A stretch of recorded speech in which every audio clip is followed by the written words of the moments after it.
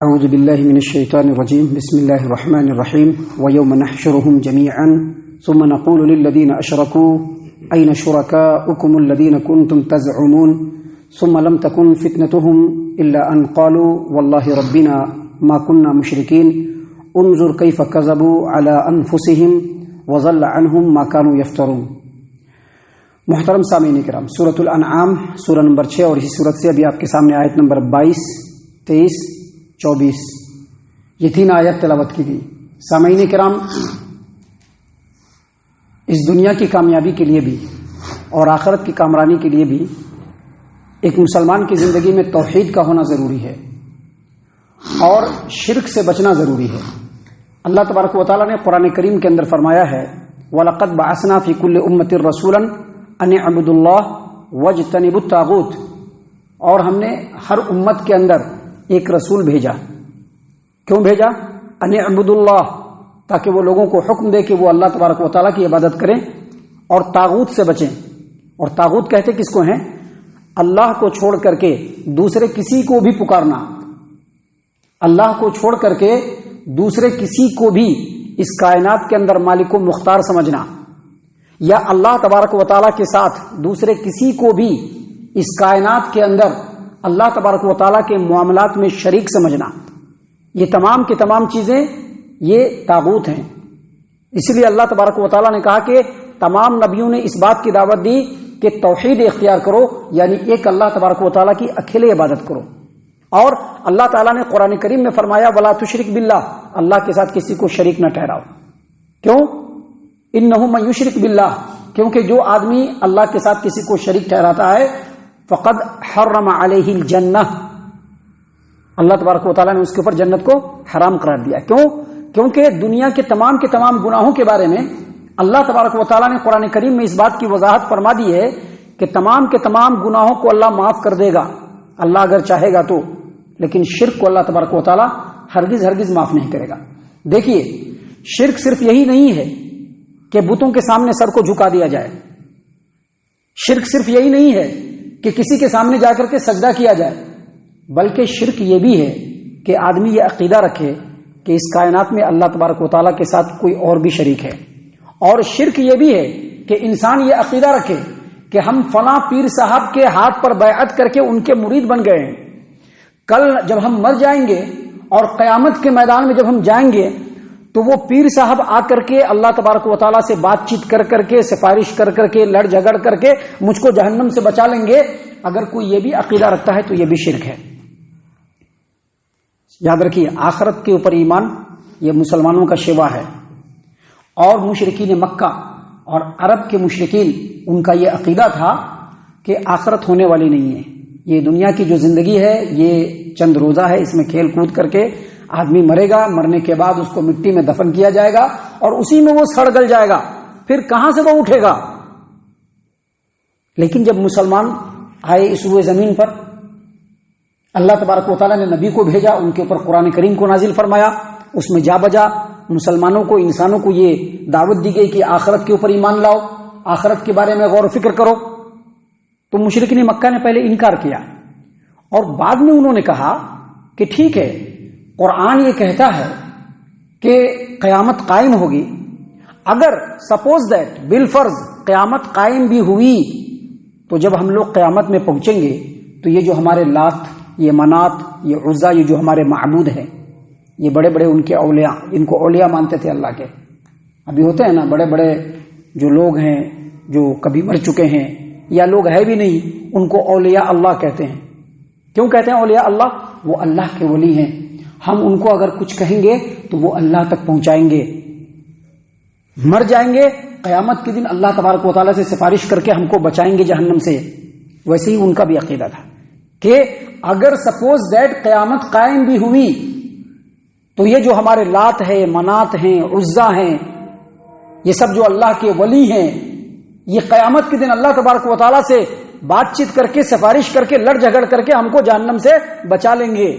اللہ تبارک و تعالیٰ نے انہی لوگوں کو مخاطب کرتے ہوئے کہا ہے، چاہے اس زمانے کے مشرکین ہو، چاہے آج کے مسلمان نما مشرکین ہو، ان تمام مشرکین کو اللہ تبارک و تعالیٰ نے اس آیت کریمہ میں مخاطب کرتے ہوئے کہا ہے وَيَوْمَ نَحْشُرُهُمْ جَمِيعًا، اور اس دن کو یاد کیجئے جب ہم تمام کے تمام انسانوں کو جمع کریں گے.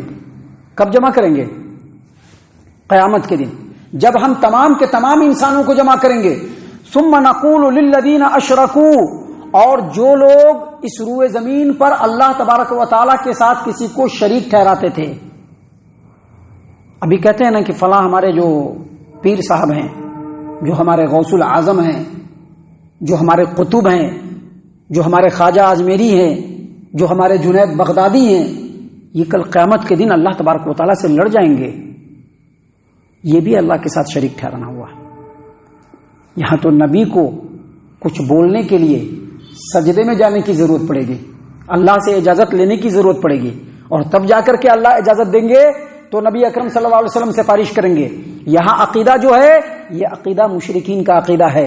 اللہ نے فرمایا کہ اس دن کو یاد کرو جب ہم تمام کے تمام لوگوں کو جمع کریں گے، پھر وہ لوگ جو اللہ تبارک و تعالیٰ کے ساتھ دوسروں کو شریک ٹھہراتے تھے ان سے ہم پوچھیں گے. کیا پوچھیں گے؟ أَيْنَ شُرَكَاؤُكُمُ الَّذِينَ كُنْتُمْ تَزْعُمُونَ، تمہارے وہ شریک جن کو تم اللہ تبارک و تعالیٰ کے ساتھ شریک ہونے کا دعویٰ کیا کرتے تھے وہ کہاں ہیں؟ پوچھا جائے گا. ابھی تو بہت سارے بہانے بازیاں ہوتے ہیں نا، بہت سارے فلسفے بگاڑے جاتے ہیں، بہت سارے جو ہے پوائنٹ آف ویو نکالے جاتے ہیں، بہت سارے لاجک دیے جاتے ہیں. اس دن کچھ بھی کام نہیں آئے گا. اس دن کچھ بھی کام نہیں آئے گا. جب اللہ پوچھ دے گا ہکا بکا رہ جائیں گے. اب کچھ سمجھ میں نہیں آئے گا. اللہ نے بتلایا کہ وہ کیا کہیں گے. اللہ تبارک و تعالیٰ نے فرمایا ثم لم تکن فتنتہم، پھر ان کو کوئی بہانہ نہیں سوجے گا، کوئی بہانہ نہیں سوچا. دیکھیں سورۃ القصص ہے، آیت نمبر 62 ہے. اللہ نے فرمایا ہے وہاں پہ وَيَوْمَ يُنَادِيهِمْ فَيَقُولُ أَيْنَ شُرَكَائِيَ الَّذِينَ كُنْتُمْ تَزْعُمُونَ. اللہ تبارک و تعالیٰ اس دن لوگوں کو پکارے گا اور پکار کر کے پوچھے گا کہ وہ تمہارے شریک جن کو اللہ تبارک و تعالیٰ کے ساتھ تم شریک ہونے کا دعویٰ کیا کرتے تھے وہ شریک کہاں ہیں؟ اللہ نے فرمایا ثم لم تکن فتنتہم، ان کے پاس کوئی بولنے کے لیے کوئی بات نہیں ہوگی، بہانہ بنانے کے لیے کوئی بہانہ نہیں ہوگا. اچانک ہکا بکا ہو جائیں گے، بہت بڑی آزمائش میں پڑ جائیں گے. اب کچھ نہیں سوجے گا تو اپنے آپ پر جھوٹ بولنا شروع کر دیں گے. کیا کہیں گے؟ اللہ نے فرمایا الا ان قالوا واللہ ربنا ما كنا مشرکین. کیا کہیں گے؟ کہ اللہ کی قسم جو ہمارا رب ہے ہم دنیا میں شرک نہیں کیا کرتے تھے. دنیا میں تو کرتے تھے شرک، لیکن جب قیامت میں پوچھے گا تو کیا بولیں گے؟ ہم شرک نہیں کیا کرتے تھے. یہ باتیں کیوں بیان کی جا رہی ہے؟ حالانکہ ابھی قیامت تو نہیں آئی ہے. بیان کیوں کی جا رہی ہے؟ ہدایت کے لیے، تاکہ جان لو. ابھی ان مشرکین سے بھی آپ پوچھیں گے کہ یہ قرآن کیا ہے، کہیں گے بالکل سچی کتاب ہے، ایک دم سچی کتاب ہے، اللہ کا کلام ہے یار، ہم اس کی قسم کھانے کے لیے تیار ہیں، اس کو سر پر اٹھانے کے لیے تیار ہیں. لیکن جب یہ کھول کر کے پڑھ کر کے سنائیے گا نہ نہ نہ یہ تم نہیں مانیں گے. ایسا بولتے ہیں، لیکن یہ اس لیے بیان کیا جا رہا ہے تاکہ وقت رہتے آدمی سمجھ جائے، کیونکہ جو یہاں پر بتلایا جا رہا ہے وہ ہونے والا ہے. یہ جو بتلایا جا رہا ہے وہ ہونے والا ہے. یہ سورج جس قدر سچا دکھتا ہے ہم کو اس سے زیادہ سچا ہے. یہ دنوں کا نکلنا اور راتوں کا آنا جتنا سچا ہے اس سے زیادہ سچا ہے یہ اللہ کا کلام. جب یہ بتلایا جا رہا ہے تو ہوگا. اس لیے وقت رہتے اپنے آپ کو سنبھال لینا چاہیے، وقت رہتے اپنے آپ کو سنبھال لینا چاہیے. محترم سامعین کرام، اللہ تبارک و تعالیٰ نے آگے خود فرمایا انظر کیف کذبوا علی انفسہم. دیکھیے یہ لوگ کیسے اپنے آپ پر جھوٹ بول رہے ہیں، یہ لوگ کیسے اپنے آپ پر جھوٹ بولیں گے قیامت کے دن، خود اپنے آپ پر جھوٹ بولیں گے.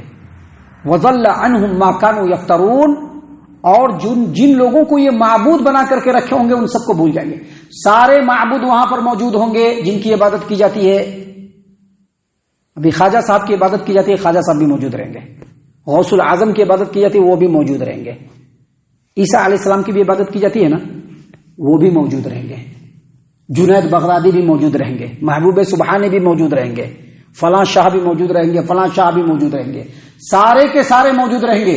اور ان کی پوجا کرنے والے، ان کی عبادت کرنے والے بھی موجود رہیں گے. دونوں ایک دوسرے کو دیکھیں گے لیکن پہچانیں گے نہیں. اللہ نے فرمایا وَضَلَّ عَنْهُمْ مَا كَانُوا يَفْتَرُونَ. جو کچھ وہ لوگ دنیا میں افطرا پردازی کرتے تھے اللہ پر شرک کر کے، ان کے معبود موجود رہیں گے لیکن وہ سب کے سب بھول جائیں گے اس کو، ہر چیز کو وہ بھول جائیں گے، شرک کو بھی بھول جائیں گے۔ عابد معبود کو دیکھے گا تو نہیں پہچانے گا، معبود عابد کو دیکھے گا تو نہیں پہچانے گا، کوئی کسی کو نہیں پہچانے گا۔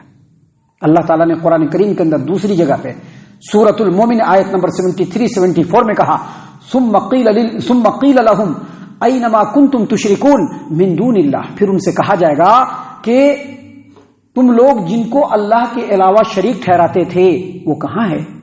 تو پہلے تو فرسٹ مرحلے میں کہیں گے قالوا، وہ کہیں گے ضلوا عنا، وہ گم ہو گئے، نہیں دکھ رہے ہیں۔ اور پھر فوراً پیترا بدل کر کے کیا کہیں گے؟